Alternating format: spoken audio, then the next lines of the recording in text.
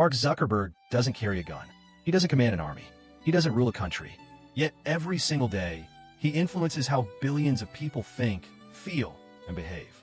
He knows what makes you angry, what makes you afraid, and what keeps you scrolling long after you should have stopped. This is not the story of a tech genius chasing innovation. This is the story of a quiet boy who built a system powerful enough to own your mind. Before the world knew Mark Zuckerberg as the face of Facebook, he was just a quiet, socially distant kid growing up in a comfortable suburban home. He wasn't charismatic, he wasn't popular, and he wasn't interested in people the way most people are. Instead, he was obsessed with systems, patterns, and control. While other kids tried to fit in, Mark preferred building things that allowed him to observe human behavior from a distance.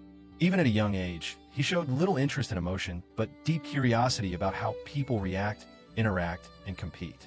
This emotional distance would later become his greatest advantage, allowing him to design platforms not to connect people, but to study and influence them. When Mark Zuckerberg arrived at Harvard, he didn't come with a dream of changing the world. He came with a desire to test it. Surrounded by elite students, ambition, and competition, Mark began building small systems that ranked, compared, and exposed people. Face Mash wasn't a joke or a prank. It was his first real experiment in human psychology, measuring how quickly people would judge others when given a simple button and a sense of anonymity. The shock wasn't that people participated, but how eagerly they did. In that moment, Mark learned a dangerous truth. Give humans the right interface, and they will reveal everything about themselves voluntarily. From the very beginning, Facebook was never designed to bring people closer. It was designed to keep them watching. Every like, every comment, every notification was carefully engineered to trigger dopamine, the same chemical behind addiction. Mark understood that attention is more valuable than connection, and Facebook became a machine built to harvest it. The platform learned what excites you, what angers you, and what keeps you emotionally hooked, then fed it back to you endlessly. Friendship was just the surface story. Beneath, it was a system quietly training billions of minds to crave validation, comparison, and constant stimulation. As Facebook evolved, the algorithm became its true heart and its most dangerous weapon. It didn't just observe human behavior, it predicted it.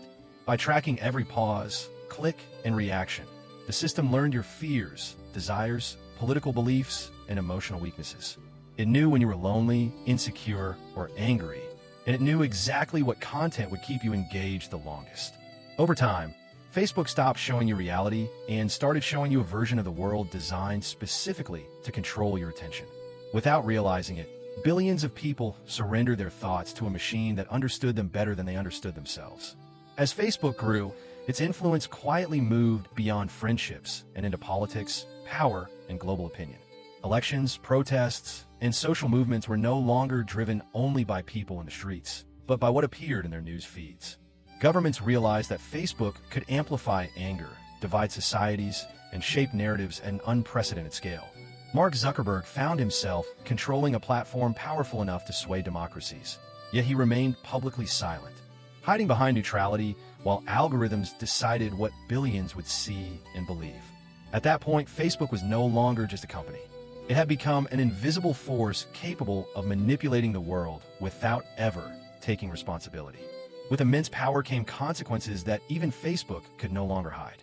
Whistleblowers exposed internal documents, revealing that the company knew its platforms were harming mental health, spreading misinformation, and deepening social division, yet chose growth over responsibility.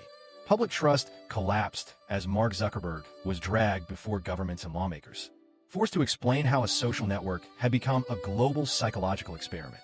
For the first time, the boy who watched humanity from a distance was forced to face the damage his creation had caused, and the world began to question whether anyone should be allowed to own so many minds at once. Today, Mark Zuckerberg no longer talks about social networks. He talks about virtual worlds, avatars, and the future of reality itself.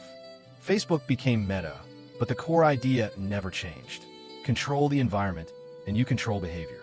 The screens may soon become headsets, and the feeds may turn into entire digital universes, but the goal remains the same.